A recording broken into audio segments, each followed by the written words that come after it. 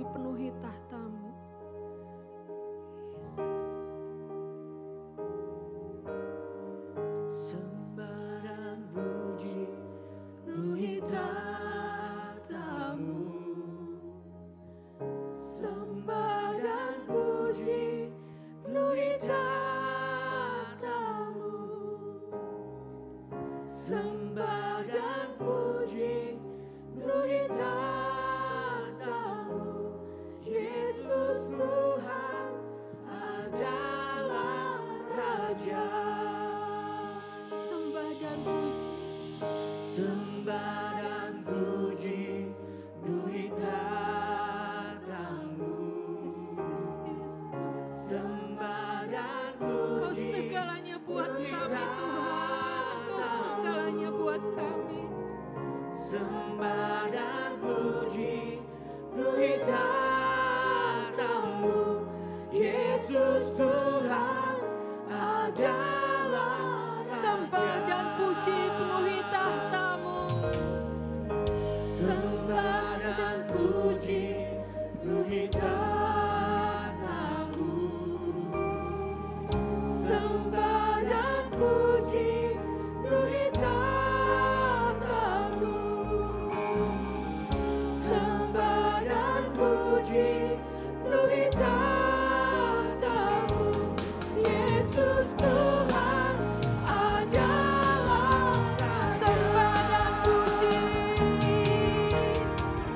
Sembah dan puji penuhi tahta-Mu.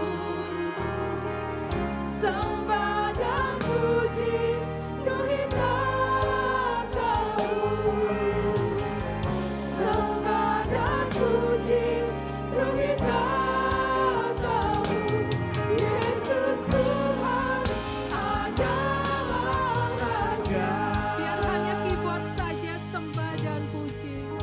Sembah dan puji. Saudara, ketika kita pelajari tentang Yusuf, ketika dia dibuang ke sumur, ketika dia dijual, sungguh hati dia terus melekat sama Tuhan. Selalu keluar dari hidupnya pengucapan syukur, sehingga akhirnya diangkat oleh Tuhan menjadi penguasa di Mesir.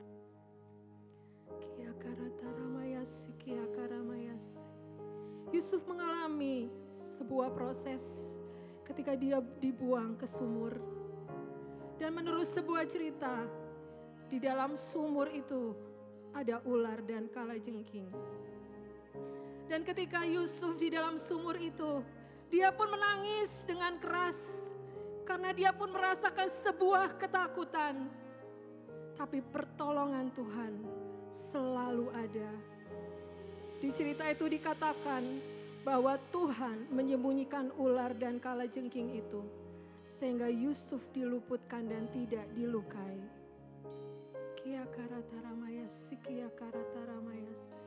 Saudara, apapun yang terjadi dalam hidupmu, ingat pertolongan Tuhan tidak pernah terlambat.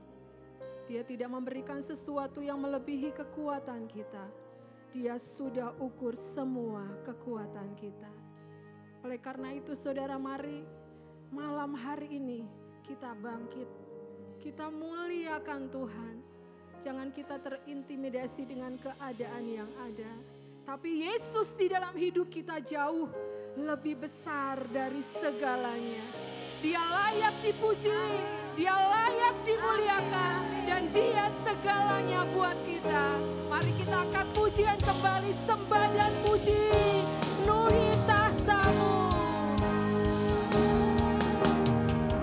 Sembah dan puji, penuhi tahta-Mu. Segala puji, hormat dan kemuliaan bagi-Mu Tuhan.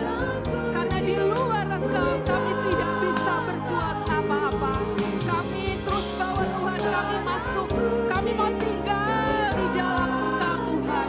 Rencana-Mu yang jadi buat setiap kami, bukan rencana kami tapi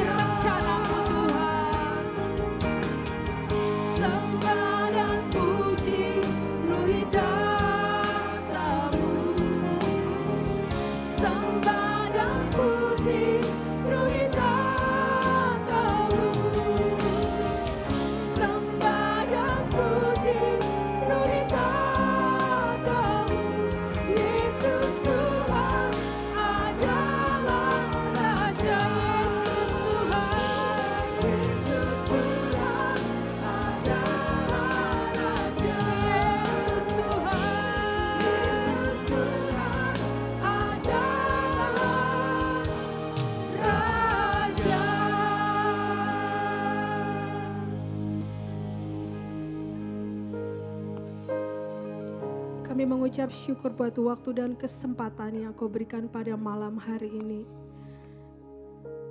Biar kami menyediakan wadah kami Tuhan, untuk kami mendengarkan apa yang menjadi firman-Mu Tuhan.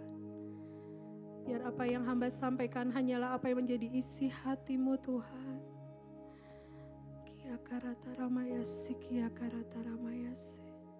Biar kami punya hati yang siap untuk menerima setiap taburan firman-Mu Tuhan.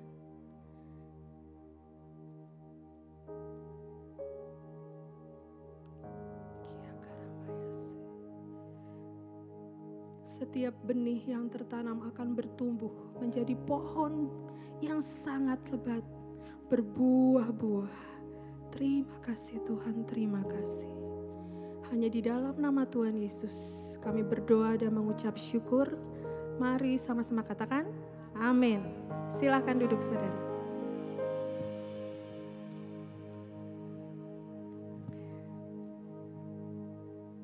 Saudara, tema bulan ini adalah impactful generation, ya. Generasi yang membawa dampak. Saudara, ketika kita mungkin mendengar kata generasi yang membawa dampak, kita berpikir ada sesuatu yang keluar dari seseorang mungkin atau dari sekelompok yang benar-benar bisa membawa suatu kelompok, membawa menjadi sesuatu yang besar, ya.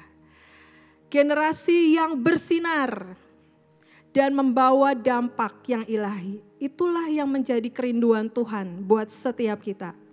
Kita menjadi generasi yang bersinar dan membawa dampak yang ilahi, ya. Saudara, waktu saya mempersiapkan ini, Tuhan mengingatkan tentang garam, ya. Kita mau baca dari Matius 5 ayat 13. Mari kita buka Matius 5 ayat 13. Dikatakan di Matius 5 ayat 13, kamu adalah, oke, saya nggak pakai PPT-nya ya. Nanti yang terakhir aja. Ya. Matius 5 ayat 13, kamu adalah garam dunia. Jika garam itu menjadi tawar, dengan apakah ia diasinkan? Tidak ada lagi gunanya selain dibuang dan diinjak orang. Ya. Saudara, juga di dalam terjemahan Amplify Matius 5 ayat 13 ya diterjemahkan, kamu adalah garam dunia, tetapi kalau garam sesudah kehilangan kekuatannya atau kualitasnya, bagaimana rasa asin dapat dipulihkan? Maka itu tidak akan berguna untuk apapun, tapi dibuang dan diinjak-injak orang. Saudara, kok kita membayangkan garam gitu saudara, sayur itu kan dikasih garam gitu ya saudara. Ketika sayur itu dikasih garam, ketika sayur itu rasanya sangat enak ya. Mungkin dengan dagingnya yang enak, sayurnya yang enak, kita gak akan bertanya ini pakai garam merek apa ya. Atau garamnya sebanyak apa ya. Yang pasti kita katakan bahwa makanan ini enak dan rasanya tuh cukup, rasanya tuh lezat mungkin gitu ya. Gak ditanya garamnya, padahal kalau masakan gak pakai garam juga saudara gak akan ada rasanya. Gak ada rasa gurihnya mungkin ya. Di firman Tuhan dikatakan bahwa kamu adalah garam dunia. Kegunaan garam saudara, memberikan rasa juga untuk bisa mengawetkan. Saya baca saudara, saya cari gitu ya. Ada kegunaan garam itu 14.000 kegunaan garam untuk seluruh kehidupan kita. Ada 14.000 dan Tuhan katakan kepada setiap kita, kamu adalah garam dunia. Berarti di dalam hidup kita saudara, ada lebih mungkin dari 14.000 kekuatan dan kualitas yang Tuhan simpan dalam kehidupan kita. Untuk kita menjadi garamnya Tuhan. Saudara mengerti apa yang saya sampaikan? Ya. Ada kegunaannya itu 14.000, tapi dari firman Tuhan dikatakan, kamu adalah garam dunia. Jadi dalam hidup kita tuh sangat banyak potensi, sangat banyak kekuatan, sangat banyak kualitas yang kita bisa bangkitkan dalam kehidupan kita. Kalau kita melihat ke depan gitu ya, kadang kita nggak tahu apa yang akan terjadi di depan. Kadang kita cepat mengambil keputusan, pengennya langsung mendapat jawaban. Tapi belum tentu keputusan kita itu tepat seperti yang menjadi keinginan Tuhan. Tapi dikatakan ketika kita adalah garam dunia, kita garam-garamnya Tuhan.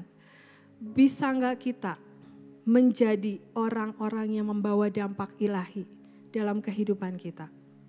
Saudara, pada beberapa waktu yang lalu, saya itu pergi pelayanan ke sebuah tempat yang cukup jauh gitu, ya tidak jauh dari Bandung sih saudara. Sebuah desa lah saudara, di situ kami mengadakan ibadah. Ibadahnya di teras, saudara, di teras rumah pemilik ya. Pakai tikar, saudara, sangat sederhana. Dan rumah mereka pun rumah yang sederhana gitu. Kami mengadakan ibadah, sesudah ibadah kami makan bersama. Tapi membuat saya terkagum gitu, membuat saya terkejut gitu ya. Ketika ibadah itu selesai, kita harus berjalan kaki dulu ya, berjalan kaki dan akhirnya sampailah di sebuah rumah. Dan ketika saudara sampai di rumah itu, saya tanya ini bapaknya, Pak ini rumah siapa gitu. Rumahnya lebih sangat sederhana lagi saudara.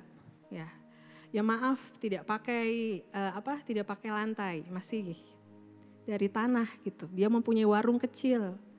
Saya tanya sama bapak ini, Pak ini rumah siapa? Oh Bu ini rumah saya katanya. Tapi di sini Bu kami menampung setiap orang-orang yang tidak punya rumah. Dia bilang ini kamar ini punya ibu ini, kamar ini punya bapak ini, kamar ini. Dia membagi rumahnya yang mungkin rumahnya itu juga saudara ketika saya masuk tidak terang, agak gelap gitu ya. Punya warung kecil di depan. Dia bilang ini rumah saya Bu. Tapi rumah saya jadikan rumah singgah untuk setiap orang-orang yang hadir dan mereka yang belum punya rumah ketika mereka sampai di tempat ini. Saudara, ketika saya mendengar itu saudara, saya sangat terkagum gitu. Ya belum tentu dari setiap kita, mungkin kita punya 2 rumah, 3 rumah ataupun berapa rumah. Apakah kita bisa meminjamkan kepada orang-orang? Ya mungkin beberapa ada gitu ya. Tapi saya melihat dari kesederhanaan Bapak ini, ketika kami ibadah di teras rumahnya dengan memakai tikar, banyak kita berkumpul, tapi ketika saya mau pulang, saya juga singgah di rumah dia, yang satunya gitu ya. Dia menjadi garam di tempatnya. Orang-orang mencari dia untuk dia bisa tinggal. Dan di sana pun ya, orang-orang dipulihkan, orang-orang yang belum punya rumah, dia bisa mempunyai tempat untuk ditampung oleh dia. Saudara, dari hal kesederhanaan ini gitu, Tuhan tidak mencari setiap kita yang, oh kamu orang berada, kamu orang pintar, kamu orang yang mungkin cukup untuk bisa membagi. Tuhan melihat setiap hati kita. Apakah hati kita ketika Tuhan menginginkan sesuatu? Apakah kita punya hati yang siap? Nak lakukan ini nak. Nak lakukan ini nak. Ayo maju dan berjalan. Kadang ada kegentaran dalam hidup kita untuk maju melakukan sesuatu. Ya, mungkin kita bertanya, Tuhan aku mampu enggak? Aku siap enggak? Aku bisa enggak? Gitu. Itu mungkin pertanyaan setiap kita gitu. Mungkin pertanyaan saya juga kadang gitu. Karena apa? Kita kadang ingin melihat dulu apa yang di depan, baru kita mengerjakan gitu. Tapi Tuhan tuh suka membuat surprise gitu kan. Nah, lakuin aja dulu ini. Nanti aku akan membukakan banyak hal yang besar di depanmu. Apakah saudara siap kalau tema bulan ini ya, bukan hanya kita lalui begitu saja, tapi kita mau tangkap Tuhan, apa yang aku harus lakukan?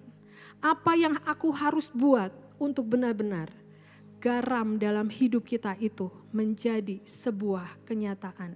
Dan terang garam itu benar-benar jadi dalam seluruh kehidupan kita. Di sini dikatakan saudara, ya, tidak ada, jika garam itu menjadi tawar, dengan apakah ia diasinkan, tidak ada lagi gunanya selain dibuang dan diinjak orang. Saudara hati-hati. Jangan kita menjadi orang-orang yang Memulai semua dengan sebuah cinta. Memulai semua dengan sebuah semangat gitu ya. Tapi ketika melaluinya hari demi hari, kita menjadi bosan, kita merasakan rutinitas. Tuhan kok ini biasa-biasa aja gitu. Saudara yang merasakan itu hari-hari ini, ayo saudara kembali kepada kasih yang mula-mula. Ayo saudara kembali kepada cinta yang mula-mula. Saudara, kalau kita diberikan kesempatan untuk kita bisa melayani Tuhan, itu sebuah apa saudara? Sebuah anugerah. Pergunakan setiap waktu yang ada. Pergunakan segala sesuatu yang Tuhan taruh dalam hidup kita sehingga itu berkembang dan menjadi besar dan menjadi besar. Saudara, saya punya kesaksian juga. Mungkin hari ini saya banyak kesaksian ya. Saya belajar dari semangat anak saya yang kedua. Ya, mungkin ini sudah diceritakan atau belum, tapi saya sangat terberkati kemanapun saya kadang memberitakan, ya membawakan kesaksian ini. Jadilah orang-orang yang tidak mudah menyerah. Tertulis never give up gitu ya. Saudara, beberapa waktu yang lalu ya anak saya itu sangat ingin ikut lomba model ya. Catwalk gitu saudara. Nah, yang pertama dia sangat semangat gitu ya. Saya semangat juga, ayo daftar kes, ayo pasti bisa. Pasti menang gitu ya. Saudara yang ini, yang pertama ya saudara, udah daftar, udah pokoknya udah lakukan semua lah gitu ya. Ternyata saudara tidak menang ya. Anak saya sedih gitu ya. Mami aku gak menang katanya gini. Udah saya bilang udah gak apa-apa. Jadi belajar, banyak belajar. Semangat dia saudara terus belajar, terus les gitu ya. Adalah lomba berikutnya. Saudara, saya tuh kadang saya sayang sama anak saya, tapi mungkin cara sayang saya juga agak salah gitu ya.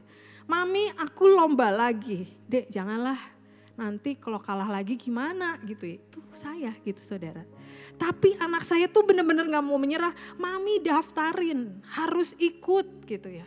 Kes yakin, iya yakin. Pasti menang. Semangat dia saudara. Ya.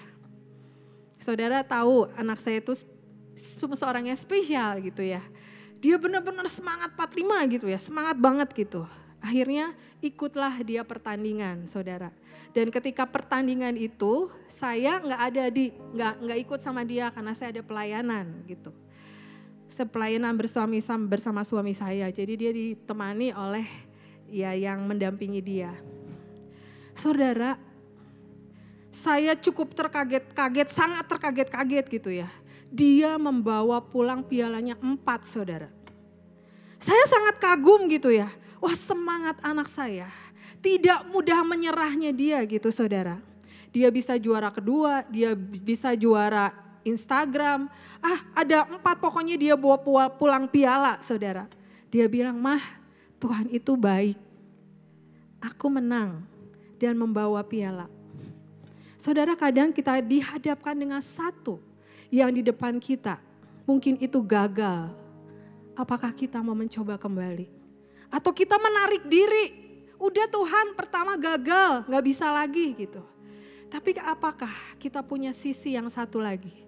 Aku akan terus mencoba dan kalau itu yang Tuhan rindukan akan terjadi dalam setiap kehidupan kita. Saudara, jatah setiap kita ya adalah menjadi pemenangnya Tuhan. Saudara, Tuhan mau angkat setiap kita. Kalau tema bulan ini mempunyai dampak, generasi yang mempunyai dampak. Mari bangkitkan iman kita. Tuhan mau pakai hidup kita lebih lagi. Jadi jangan sampai tema bulan ini, oh iya menjadi dampak. Tapi benar-benar raih dan jadi dalam kehidupan kita. Ya. Saudara, kita mau belajar tentang Yusuf. Yusuf ya anak kesayangan ayahnya. Yusuf anak ke-11, saudara nanti bisa baca firman Tuhan. Dikatakan ketika Yusuf ya mengunjungi saudara-saudaranya, yang akhirnya Yusuf dimasukkan ke dalam sumur dan sumur itu tidak berair. Kita baca di dalam Kejadian 37 ayat 24. Dan mereka membawa dia dan melemparkan dia ke dalam sumur. Sumur itu kosong, tidak berair. Saudara, di dalam sebuah cerita saya membaca bahwa sumur itu tidak berair dan di dalamnya ada ular dan kalajengking. Dan ketika Yusuf dimasukkan ke dalam situ, Yusuf menangis saudara sekeras-kerasnya gitu ya. Dan saat itu dia berteriak tapi saudara-saudaranya tidak menghiraukan dia. Dia menangis sangat sedih.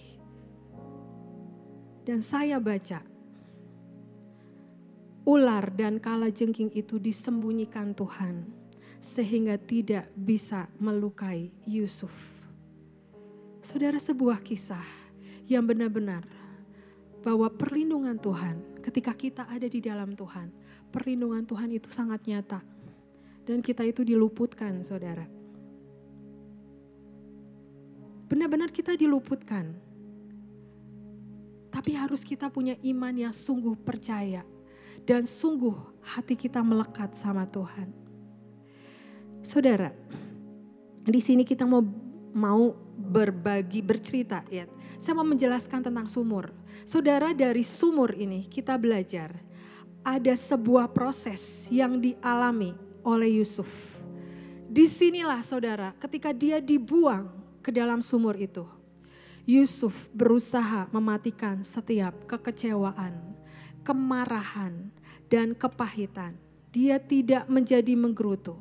Dia tidak menjadi bersungut-sungut.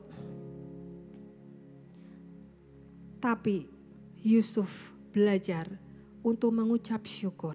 Ya, saudara, kalau kita belajar tentang sumur, ya, identiknya tentang apa, saudara? Dengan air, ya, ada sumber air di dalamnya. Saudara, ketika pembentukan Tuhan, proses Tuhan terjadi dalam kehidupan kita. Mungkin kita merasakan Tuhan sesuatu yang gak enak terjadi dalam hidupku. Kok rasanya lama banget, kok rasanya seperti ini gitu. Saudara, ketika itu terjadi, mari terus cari sumber air itu Tuhan. Jangan kita mencari kepada yang lain, cari Tuhan sumber air itu. Sehingga benar-benar ketika kita menemukan sumber air itu, kita bukan menjadi orang yang menjadi mengeluh ataupun bersungut-sungut. Tapi hidup kita terus dibersihkan, hidup kita terus dipulihkan, dan kita menjadi semakin kuat di dalam Tuhan. Saudara, mungkin kadang kita berpikir, aku kok seperti Tuhan tidak menjawab setiap doaku.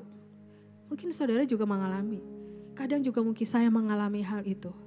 Saudara bisa berpikir, kita membayangkan ya, kalau ujian gitu saudara. Kita ujian, kan guru melihat, gak akan membantu, ayo ini isinya ini gitu ya. Ya anggaplah seperti kita sedang ujian. Tuhan melihat kita, apakah kita terus punya hati yang melekat sama Tuhan. Apakah ketika ujian itu datang, membuat kita, Tuhan aku akan semakin kuat lewat ujian ini. Ataupun kita memilih untuk aku menjadi orang, udahlah Tuhan, aku menyerah, aku gak mau lagi untuk melakukan itu. Saudara, hari-hari ini jadilah orang-orang yang benar-benar meraih isi hati Tuhan dan minta setiap hari kekuatan yang daripada Tuhan untuk kita bisa melakukan yang maksimal di dalam Tuhan. Ya. Saudara, ketika Yusuf ya udah dibuang ke sumur, ya akhirnya Yusuf itu dijual, saudara. Ya, dijual dan akhirnya Yusuf menjadi budak dari Potifar. Dia bekerja di Firaun. Potifar bekerja di Firaun penguasa Mesir. Mari kita buka di Kejadian 39 ayat 1 sampai ayat 6. Adapun Yusuf telah dibawa ke Mesir dan Potifar seorang Mesir, pegawai istana Firaun, kepala pengawal raja membeli dia dari tangan orang Ismail yang telah membawa dia ke situ. Tetapi Tuhan menyertai Yusuf sehingga ia menjadi seorang yang selalu berhasil dalam pekerjaannya. Maka tinggallah ia di rumahnya orang Mesir itu. Setelah dilihat oleh tuannya bahwa Yusuf disertai Tuhan dan bahwa Tuhan membuat berhasil segala sesuatu yang dikerjakannya. Maka Yusuf mendapat kasih tuannya dan ia boleh melayani dia.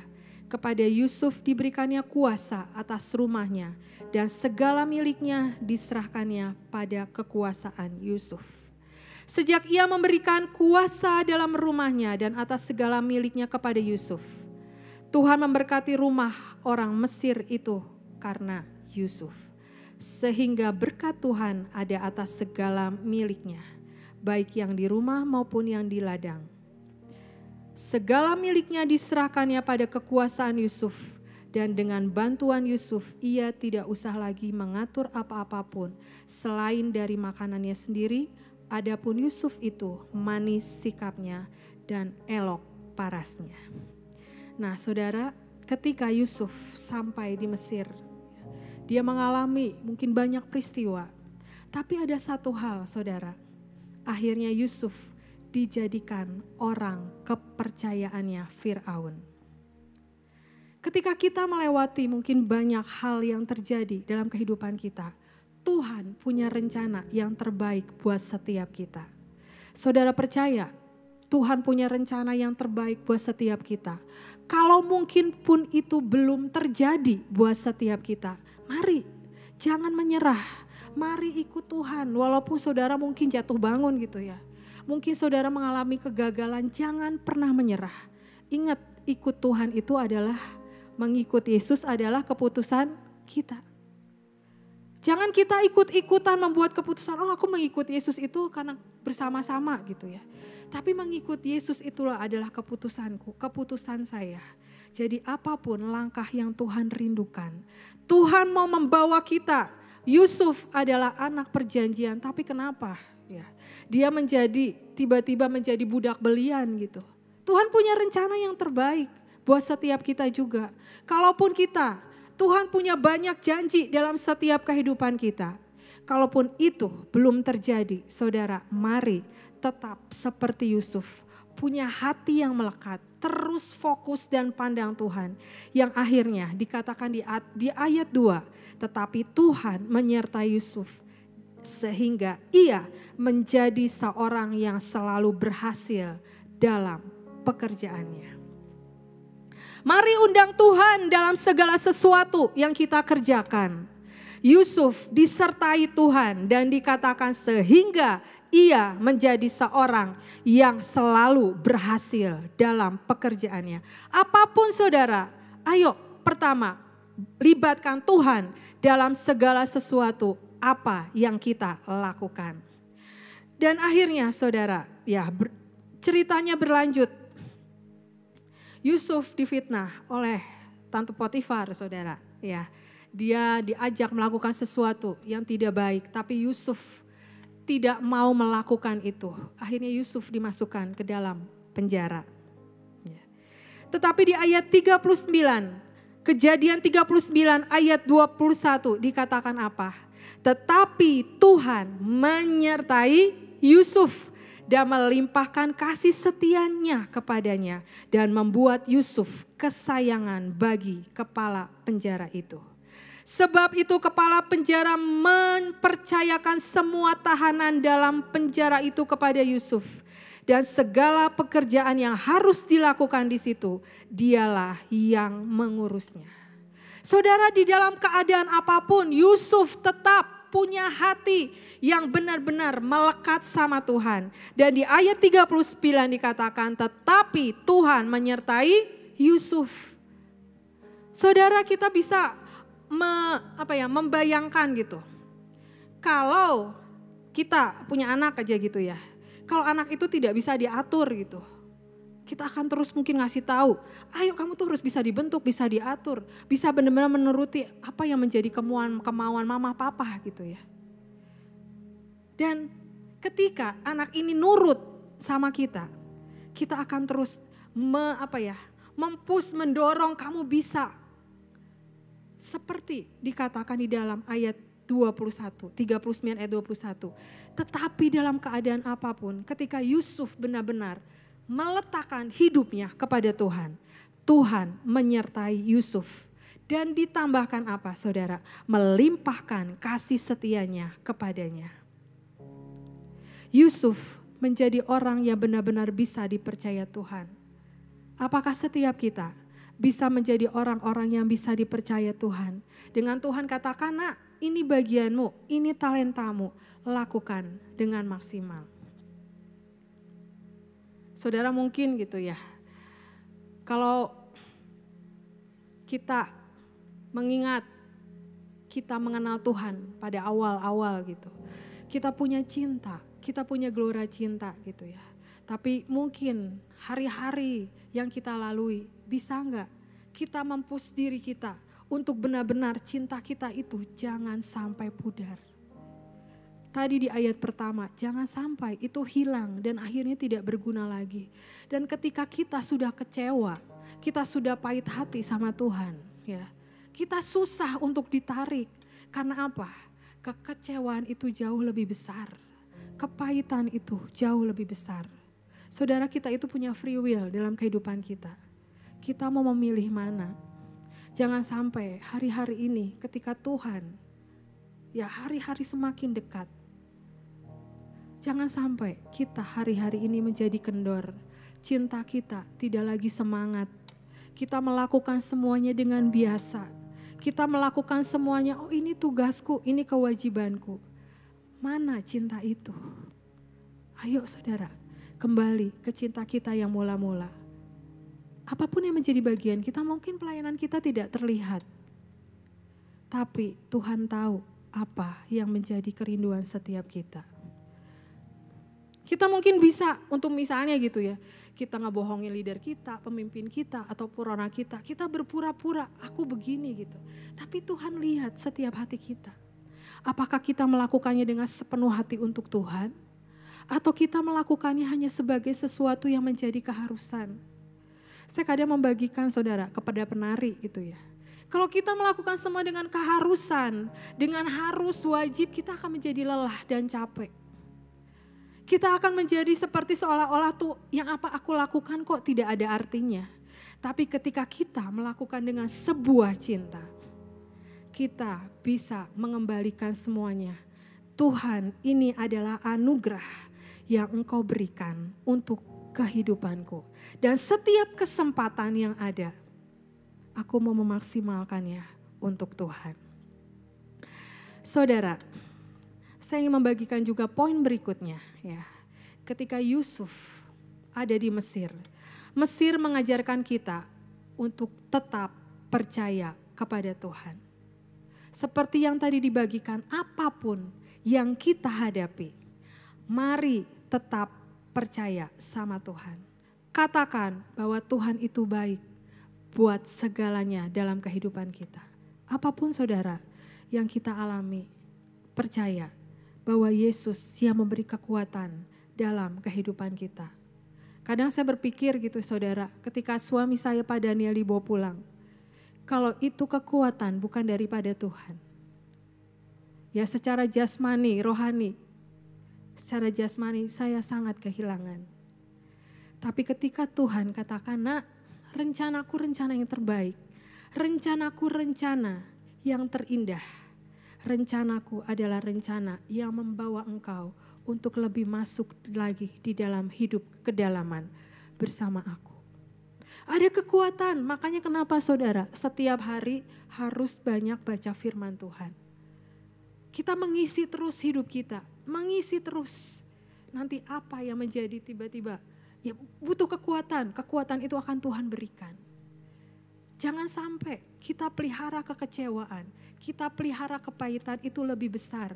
Sehingga apa? Kita tidak bisa mendengar suara Tuhan. Yang keluar dari hidup kita mengeluh. Yang mengeluar dari hidup kita sesuatu yang tidak baik. Sehingga kita tidak bisa lagi mendengar suara Tuhan. Karena kita lebih mendengarkan suara dari hidup kita sendiri. Yang kedua, Mesir juga mengajarkan untuk kita tetap seperti yang diajarkan terus, tetap setia dan taat. Taat dan setia. Di dalam Mazmur 23 ayat 4 dikatakan, sekalipun aku berjalan dalam lembah kekelaman, aku tidak takut bahaya sebab engkau besertaku. Gadamu dan tongkatmu itulah yang menghibur aku. Gada ini berbicara tentang firman Tuhan, saudara. Ya, pada waktu gembala ya membawa gadanya untuk domba, ya dombanya gitu. Gada ini akan terus dipegang supaya menghindarkan ya domba-domba itu dilindungi dari makan rumput yang beracun. Dari menyimpang dari gerombolan itu dombanya lari sendiri gitu ya. Dan mendeteksi untuk supaya domba-domba itu tidak terkena infeksi. Dikatakan juga tongkatmu gitu, sebab engkau besertaku, gadamu, tongkatmu itulah yang menghibur aku. Tongkat berbicara adalah Tuhan membimbing setiap kita. Menarik dari dombanya. Kadang domba itu makannya kebanyakan, saudara. Akhirnya dia jatuh gitu ya, terguling gitu. Dan harus ditarik dengan tongkat itu. Tongkat gembala itu. Ya. Di sini kita belajar, saudara. Dikatakan di Mazmur 23 ayat 4. Sekalipun aku berjalan dalam lembah kekelaman, aku tidak takut bahaya sebab engkau besertaku. Makanya ketika Tuhan mendidik setiap kita, Tuhan terus membawa kita, ayo nak baca firman Tuhan setiap hari. Itulah yang terus memperlengkapi kita. Dikatakan gadamu dan tongkatmu, itulah yang menghibur aku. Kita mau lanjutkan lagi, saudara. Buah dari keteguhan Yusuf. Ya. Yang pertama, Allah membuat segala yang dilakukan Yusuf itu berhasil. Karena apa, saudara? Tuhan memberikan hikmat kepada Yusuf. Ya. Ketika mengalami di sana masa kekeringan, Yusuf diangkat Tuhan untuk menjadi penguasa di Mesir. Mungkin orang-orang di situ, waktu-waktu itu mungkin saudara, mereka sudah putus asa, mereka butuh segala sesuatu. Mereka mengalami mungkin kekeringan dari segi rohani mereka juga mungkin, tapi Tuhan melimpahkan kepada Yusuf. Ada hikmat yang terus diberikan untuk dia bisa melakukan, menangkap isi hati Tuhan dan menjadi pengelola yang Tuhan percayai. Saudara, kita bisa menjadi orang yang dipercaya sama Tuhan, tapi Tuhan juga menginginkan setiap kita, mari menjadi pengelola-pengelola yang baik.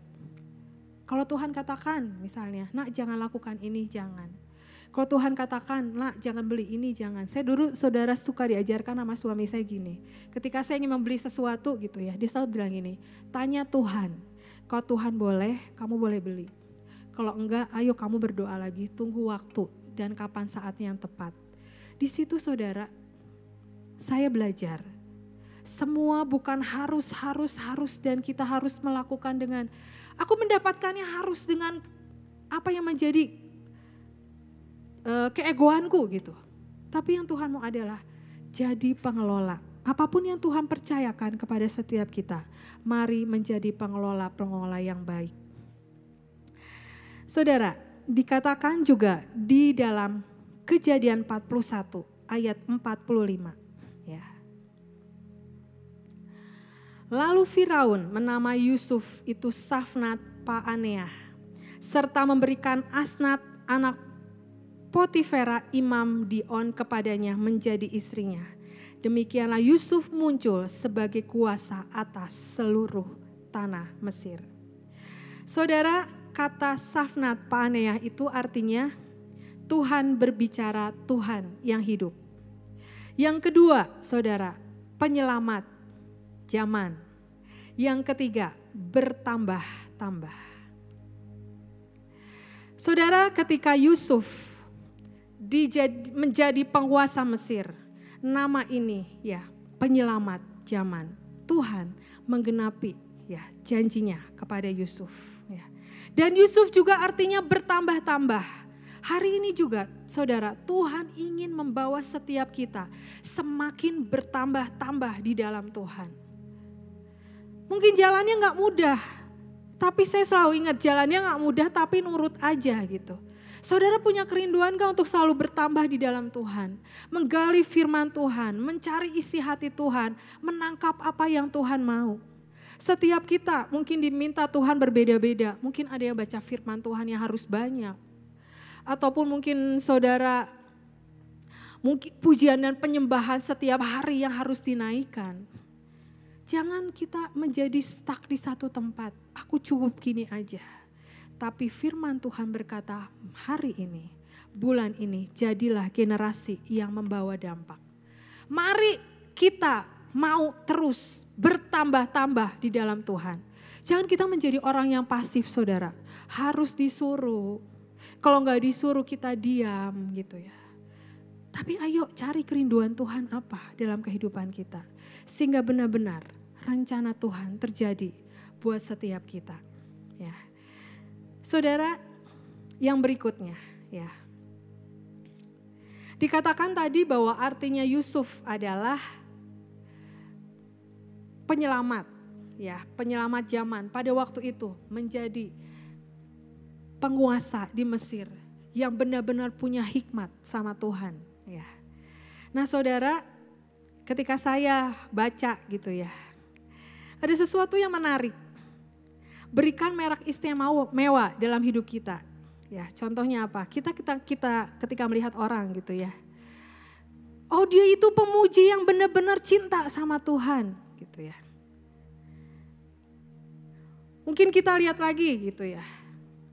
Siapa ya? Oh, Pak Boas mungkin. Oh, dia pengusaha yang benar-benar merindukan Tuhan dan menomorsatukan Tuhan gitu. Mungkin kita lihat lagi mungkin ya. Ada lagi orang yang, oh dia itu kalau saya benar-benar cerita sama dia. Dia tuh benar-benar bisa untuk saya damai dan berdoa, memberikan jalan keluar. Tapi mungkin kita juga ketemu orang gitu ya saudara. Aduh kalau ketemu orang ini tuh ya udah cerewet, gak bisa diam gitu ya. Ceritanya kepahitan terus, ceritanya kekecewaan terus. Saudara pernah menemui orang seperti itu gak? Ya. Ayo kita punya merek apa dalam hidup kita. Jangan sampai orang gak mau bertemu dengan kita karena apa? Ada sesuatu yang harusnya gak ada dalam kehidupan kita. Jadi orang menghindar sama kita. Karena kalau ngomong mungkin sesuatu yang tidak berguna, ataupun pahit hati, ataupun kekecewaan, ataupun ketidakpuasan. Tapi malam hari ini, setiap kita ya punya sesuatu yang saya sebut dalam tanda kutip merek apa gitu. Ya. Ketika kita melihat seseorang, oh dia tuh kalau nyembah luar biasa banget. Oh dia tuh ketika dia menjadi asyir, dia tuh sungguh-sungguh sangat berbagi sukacita. Ayo apa yang dalam kehidupan kita? Talenta apa? Kita menyanyi, mari berikan yang terbaik buat Tuhan. Kita penari, mari belajar cari terus gerakan-gerakan tarian surgawi. Ataupun ketika kita benar-benar menjadi penguasa, pengusaha, ya, ataupun kita pembisnis, kita bisa menempatkan Tuhan nomor 1 dalam kehidupan kita. Saudara percaya, apapun yang menjadi bagian kita ketika kita menomorsatukan Tuhan, Tuhan akan beracara sepenuhnya dalam kehidupan kita. Ya. Saudara, yang terakhir, ya, kita mau katakan bahwa hidup ini adalah anugerah. Mari setiap kita jangan ada yang terlena dengan keadaan. Tapi ketika Yusuf diangkat Tuhan, Yusuf punya hati yang siap untuk diukir oleh jarinya Tuhan. Tuhan membuat sesuatu yang indah dalam hidup Yusuf. Tuhan pun mau membuat sesuatu yang indah dalam kehidupan kita. Oleh karena itu kembali, jadilah garam-garam yang benar-benar bisa untuk menjadi berkat dimanapun kita berada. Kuncinya saudara, ayo praktek. Jangan disimpan semuanya gitu. Ayo praktek, berjalan dan lakukan. Tuhan memilih orang-orang yang hatinya benar-benar melekat.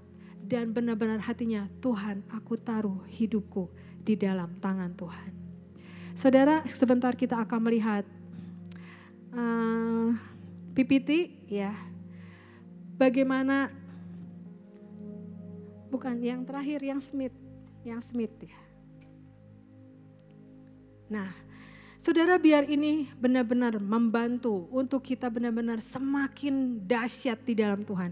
Kita Smith Wigglesworth ya, usia 6 tahun membantu menarik kereta lobak ayahnya yang mengakibatkan tangannya terluka. Karena sejak masa kecil Smith sudah harus bekerja, menyebabkan dia tidak pandai menulis dan membaca seperti layaknya anak lain. Namun kerinduannya akan firman Tuhan begitu dalam, sehingga dia selalu menyalin firman Tuhan. Pada usia 18 tahun Smith mulai bekerja sebagai tukang ledeng. Pada usia 20 tahun memutuskan untuk pindah ke Liverpool. Next. Selama hidupnya Smith menyerukan pertobatan dan iman sederhana, yaitu percaya saja.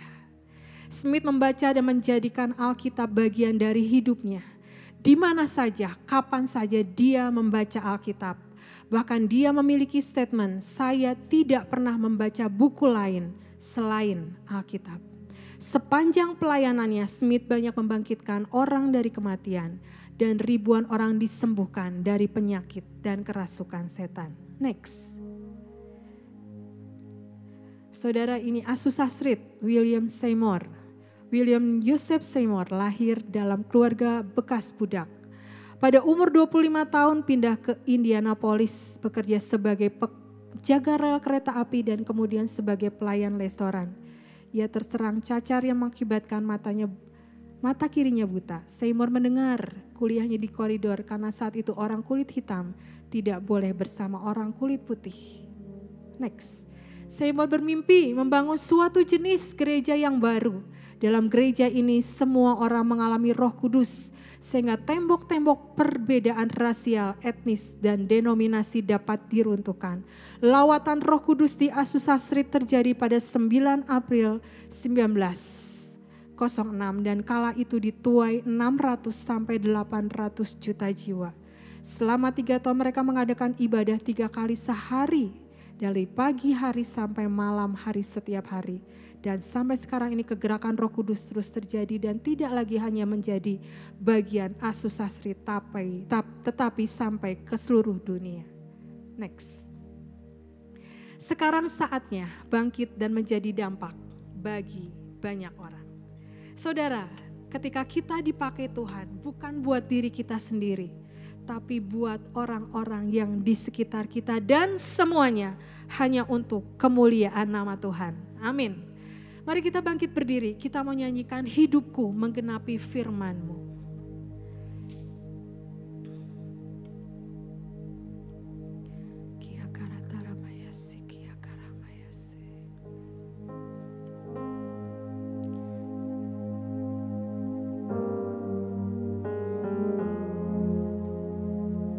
Yesus, Yesus, Engkau yang tahu setiap kami Tuhan.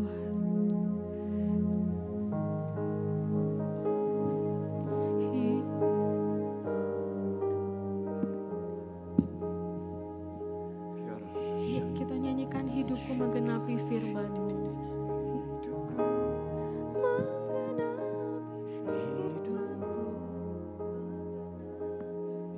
Semujizat sertai tiap langkahku. Kau bersamaku di dalamku, jadi bukti kebesaran. Hidupku menggenapi firman-Mu. Hidupku menggenapi firman-Mu. Tanda mujizat sertai tiap langkahku. Kau bersamaku di dalamku, jadi bukti kebesaran. Hidupku menggenapi firman-Mu. Mari saudara angkat lagu ini, nyanyikan. Jadikan lagu ini bahwa hidup kita menjadi orang-orang yang menggenapi firman Tuhan. Bukan rencana kita yang jadi, tapi rencana Tuhan yang jadi buat setiap kita. Kau bersamaku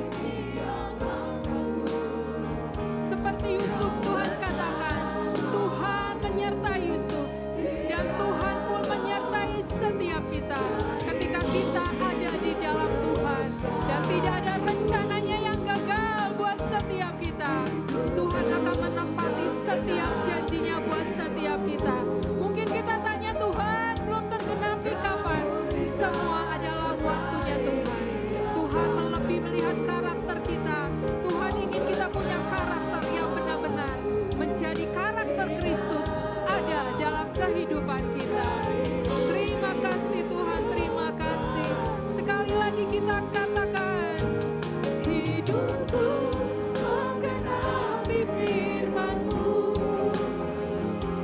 tanda mujizat sertai tiap langkahku.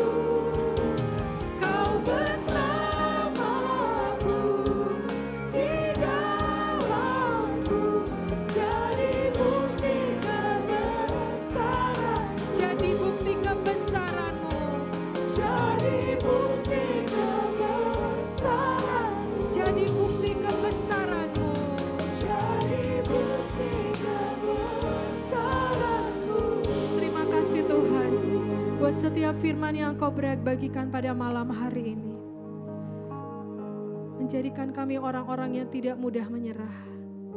Tapi ketika Engkau membawa kami masuk di dalam generasi yang membawa dampak, kami tahu Tuhan, kami disiapkan untuk masuk terus ke dalamnya Tuhan. Biar kami tidak menyia-nyiakan setiap kesempatan yang Kau berikan, karena semuanya adalah anugerah yang daripadamu. Terima kasih buat semuanya Tuhan. Bentuk kami terus Tuhan, menaruh hidup kami sepenuhnya ke dalam tangan Tuhan, dan menurut apa yang Engkau mau. Terima kasih Bapa. Dalam nama Yesus kami berdoa, haleluya, amin.